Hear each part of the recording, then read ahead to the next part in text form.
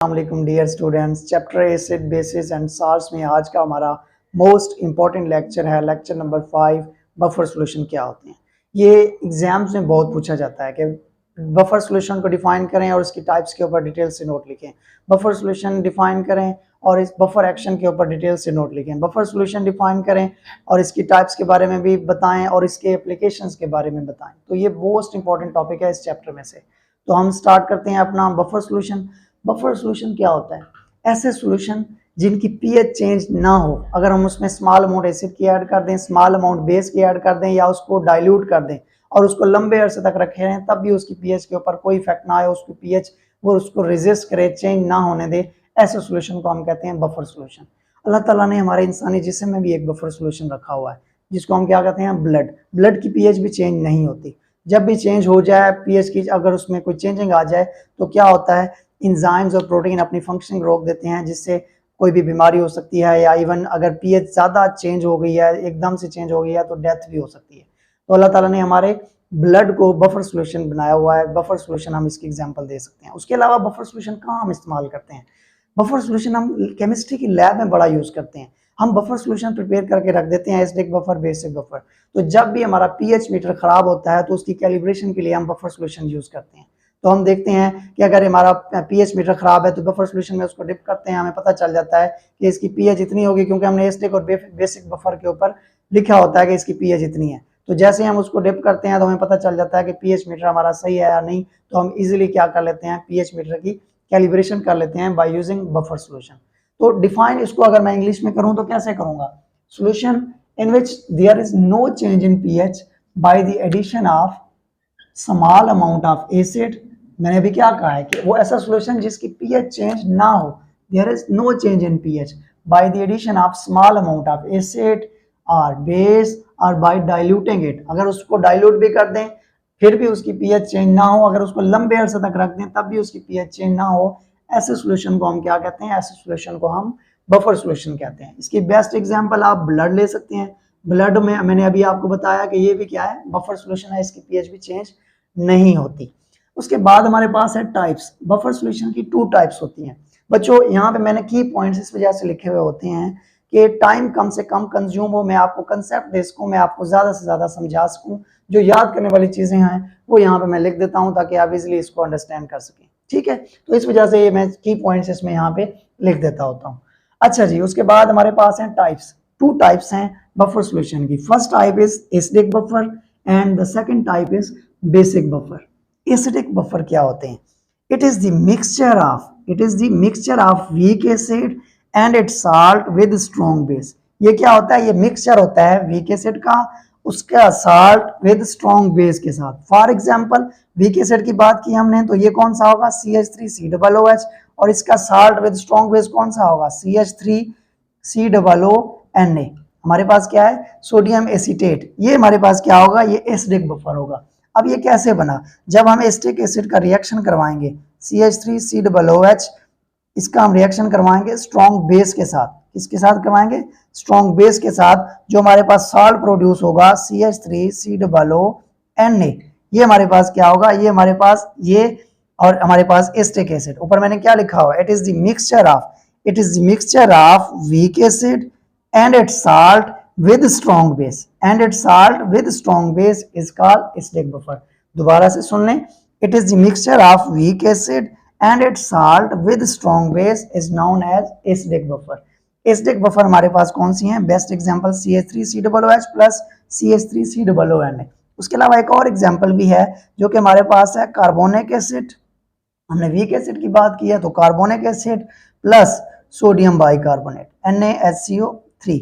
ये भी हमारे पास क्या होगा? ये भी हमारे पास एसिडिक बफर होगा। It is the mixture of weak acid and its salt with strong base is known as acidic buffer. अब इसे इसकी पीएच क्या होगी? इसकी पीएच क्या होगी? इसकी पीएच लेस देन क्या होगी? 7 होगी। इसकी पीएच लेस देन 7 होगी। Second type is basic buffer. Basic buffer क्या होते हैं? इससे बिल्कुल ये उलट होगा। It is the mixture of weak base. It is the mixture of weak base. Weak base कौन सा है? NH4OH। It is the mixture of weak base and its salt with strong acid is known as basic buffer. अब ये कैसे बना, जब मैंने ammonium hydroxide का रिएक्शन करवाया HCl के साथ, तो जो हमारे पास साल्ट प्रोड्यूस हुआ वो हमारे पास कौन सा होगा, NH4Cl। अब मैंने यहाँ पे क्या लिखा है, it is the mixture of weak base and its salt with strong acid, with strong acid is known as basic buffer. और इसकी पीएच क्या होगी, इसकी पीएच ग्रेटर देन 7 होगी, इसकी पीएच हमारे पास क्या होगी, ग्रेटर देन 7 होगी। उसके बाद हमारे पास एक मोस्ट इंपॉर्टेंट आ जाता है कि बफर एक्शन क्या है, बफर एक्शन क्या है। इसको समझने के लिए एक डायग्राम को हमें समझना पड़ेगा। अच्छा, मैंने क्या किया, एक्वस सॉल्यूशन, एक मैंने कंटेनर लिया, एक टब लिया, उसमें एक्वस सॉल्यूशन वाटर ऐड कर दिया, ये वाटर है, ये इसको मैंने वाटर जब ऐड किया तो ये वाटर जो है अपने आयंस में डिसोसिएट हो गया, H positive ion and hydroxide ion.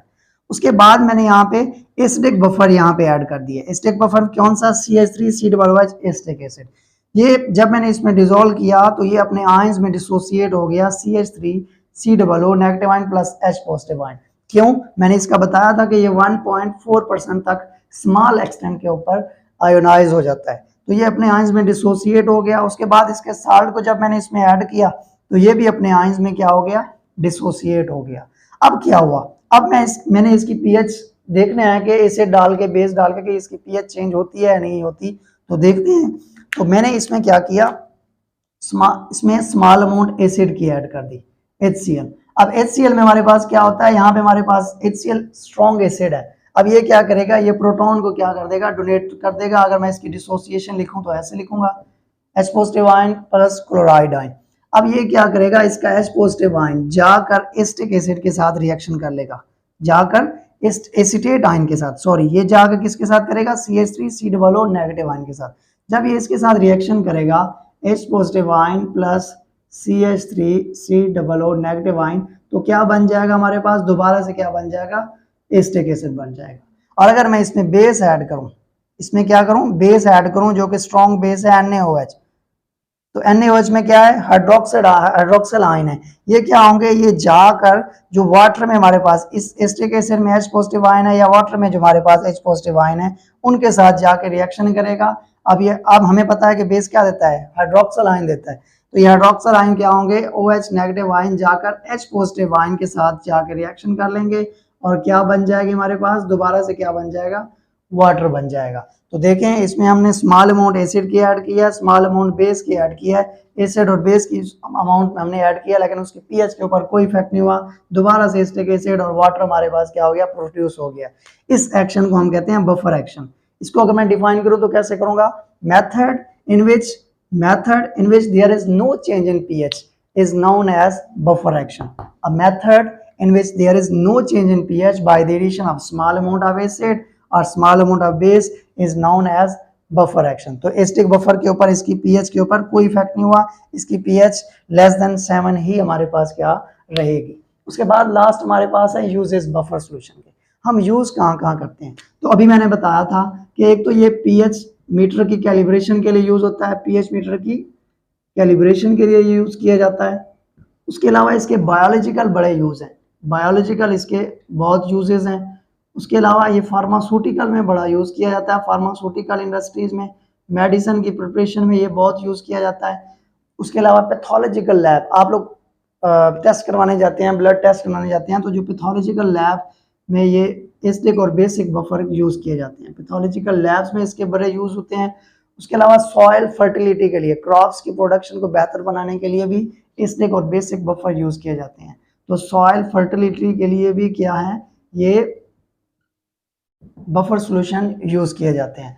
उसके अलावा लेदर इंडस्ट्रीज में भी बफर सॉल्यूशन क्या हो जाते हैं, इसके बड़े बहुत यूजेस हैं। और लास्ट में हमारे पास क्या है, फूड को प्रिजर्व करने के लिए, फूड प्रिजर्वेशन में भी बफर सॉल्यूशन यूज किए जाते हैं। तो ये इसके कुछ यूजेस हैं।